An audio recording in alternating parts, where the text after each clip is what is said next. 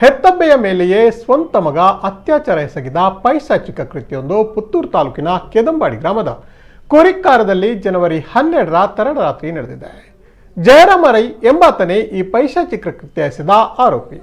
ತಡರಾತ್ರಿ ಹಾಗೂ ಮರುದಿನ ಬೆಳಗ್ಗೆ ಎರಡೆರಡು ಬಾರಿ ತಾಯಿಯ ತೀವ್ರ ವಿರೋಧದ ನಡೆಯೂ ಅಮಾನುಷವಾಗಿ ಪ್ರಾಣಿಯಂತೆರಗಿ ಈತ ಅತ್ಯಾಚಾರವನ್ನ ಎಸಗಿದ್ದಾನೆ.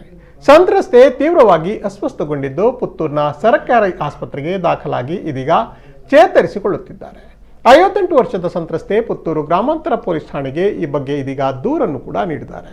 ಮಗನ ವಿರುದ್ಧ ಐಪಿಸಿ ಸೆಕ್ಷನ್ 376 ಮತ್ತು 506 ಸೆಕ್ಷನ್ಗಳ ಅಡಿಯಲ್ಲಿ ದೂರು ದಾಖಲಾಗಿದೆ.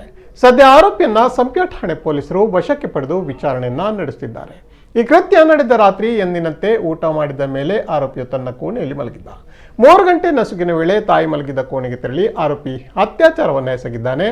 ಅತ್ಯಂತ ಅಮಾನುಷವಾಗಿ ಅತ್ಯಾಚಾರ ಎಸಗಿದ ಬಳಿಕ ಯಾರಲ್ಲಾದರೂ ತಿಳಿಸಿದರೆ ಕೊಂದು ಬಿಡುವುದಾಗಿ ಬೆದರಿಕೆ ಹಾಕಿದ್ದಾನೆ.